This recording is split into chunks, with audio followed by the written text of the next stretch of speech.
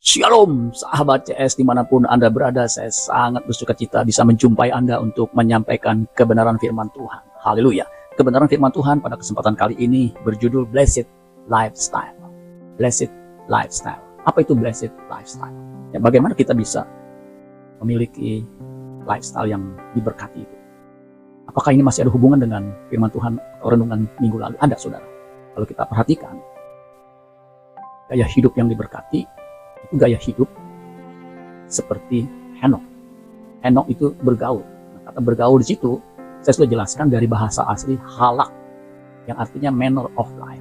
Jadi bukan hanya sekedar bergaul, tetapi dia juga artinya manner of life. Manner of life, cara hidup, cara hidup.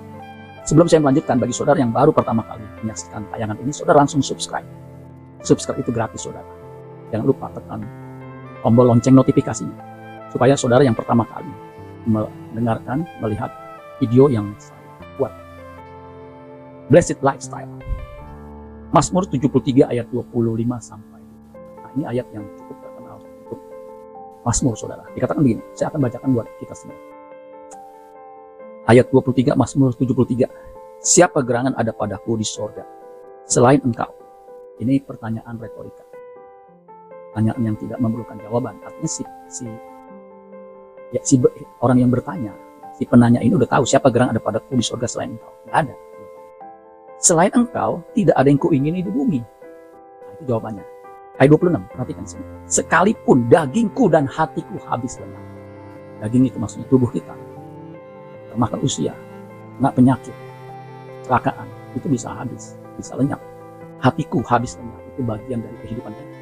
Jadi kemampuan kita untuk bertahan, kemampuan kita untuk hidup, mental kita satu kali kelak juga dengan merosotnya tubuh itu juga akan melemah. Tetapi dikatakan bila sekalipun dagingku dan hatiku habis lenyap, gunung batuku dan bagianku tetaplah Allah selama-lamanya. Ini luar biasa, saudara sekalian. Tekad dari si pemazmur, dia menganggap bahwa Allah itu adalah harta, bagian hidupnya yang dia harus dapatkan selama dia hidup di bumi. Artinya dia harus bergaul, memiliki gaya hidup yang bergaul dengan Allah. Itu lifestyle yang diberkati. Nah, ayat 27, sebab sesungguhnya siapa yang jauh daripadamu akan binasa.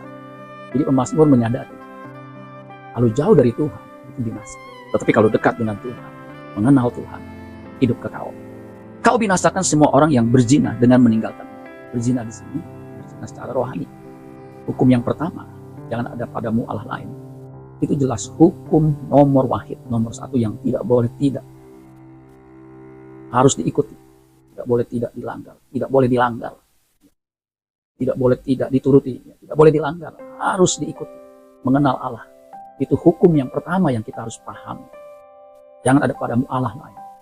Itu jelas, Allah harus menjadi bagian hidup kita. Jangan ada pada diri kita yang melebihi dari Allah. Nah, itu saudara ya, ini aturan main dari orang yang mau hidupnya diberkati. Aturan main untuk orang yang mau gaya hidupnya itu memberkati kehidupannya bukan hanya di bumi, tetapi di kekekalan. Nah, ayat 28 yang terakhir dikatakan begini, tetapi aku, dia menunjuk pada dirinya, tetapi aku. Jadi artinya orang lain mungkin boleh jauh daripada Tuhan, binasa.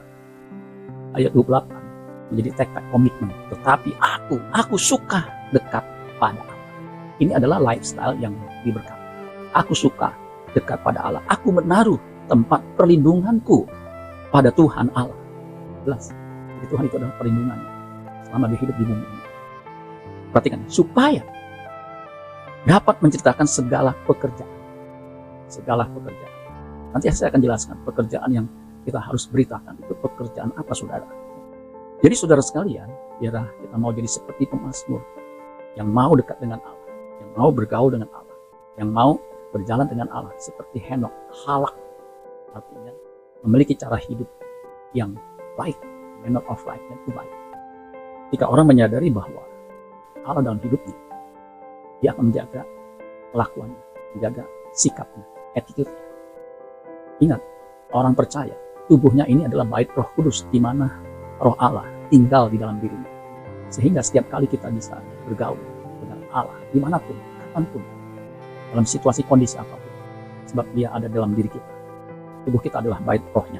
Dikatakan supaya dapat menceritakan segala pekerjaan. Pekerjaan apa? Pekerjaan yang membuat orang juga bisa dekat dengan Allah. Pekerjaan yang membuat orang juga bisa diperdamaikan dengan Allah. Pekerjaan supaya orang juga menjadi sahabat Allah. Itu pekerjaan yang kita harus beritakan. Dan Rasul Paulus menyadari ini, menceritakan pekerjaan. Itu apa? Pelayanan pendamaian. 2 Korintus 5 ayat 18. Dan semuanya ini dari Allah. Jadi penyelamatan itu asalnya dari Allah. Inisiatifnya itu dari Allah. Originatornya dari Allah. Allah yang menjadi sumber. Dan semuanya ini dari Allah. Yang dengan perantaran Kristus telah mendamaikan kita dengan dirinya. Jadi Kristus sebagai tool untuk kita bisa berdamai dengan Allah. Dan yang telah mempercayakan pelayanan pendamaian itu kepada kami. Jadi saudara sekalian, saudara yang percaya Yesus akan diterima sebagai anak Allah. Saudara yang kali datang kepada Yesus, obat percaya kepadanya, itu dipulihkan hubungannya, direstorasi hubungan dengan Allah. Seperti yang saya sudah jelaskan beberapa waktu lalu, saudara itu bisa lihat videonya. Dan telah mempercayakan pelayanan pendamaian itu kepada kami. Nah ini pelayanan pendamaian itu menceritakan pekerjaan Allah yang dahsyat yang berhubungan dengan kita, yaitu pelayanan pendamaian. Bagaimana kita bisa didamaikan dengan Allah. Nah ini harus menjadi tugas, menjadi pelayanan kita. Ya, ayat 19, sebab Allah mendamaikan dunia dengan dirinya oleh Kristus dengan tidak memperhitungkan pelanggaran mereka. Jadi Allah mendamaikan dunia dengan dirinya itu oleh Kristus, oleh kematian Kristus di kayu salib. Maka hubungan yang tadinya terpisah menjadi terhubung karena Kristus yang melakukan. Itulah sebabnya ketika Yesus di kayu salib ada suara kata-kata yang dari 7 kata-kata, satu yang terkenal yaitu Eli Eli lama sabachthani, Allah, mengapa engkau meninggalkan aku? Situ hubungan yang dihubungkan oleh Yesus. Yesus yang menanggung untuk dosa itu terpisah dari Allah. Kalau Yesus tidak mati di kayu salib, pisah dari Allah, kita yang akan binasa, pisah dari Allah untuk selama-lamanya. Karena yang membuat Allah menyembunyikan diri itu karena dosa. Yesaya 59. Bukan sesungguhnya tangan Tuhan tidak kurang panjang untuk menolong, pendengaran tidak kurang tajam untuk mendengar, tapi yang merupakan pemisah antara engkau dan Allah itu apa? Semua dosa, semua pelanggaran kita. Nah, jadi Yesus yang menanggung hukuman dosa itu di kayu salib. Sehingga ketika kita percaya kepada Yesus, hubungan kita dipulihkan. Kemudian dikatakan, ia telah mempercayakan berita pendamaian itu kepada kami. Lalu terjemahan bahasa Inggris, Good News Translation mengatakan begini. Dikatakan begini, all this is done by God. Semuanya ini dilakukan oleh Allah, who through Christ, melalui Kristus, change us from enemies into His friends. Dia mengubah tadinya musuh menjadi friends, and give us the task of making others His friend also. Jadi memberikan tugas kita yang percaya. Untuk apa? Making others His friend also. Membuat yang lain juga jadi sahabatnya.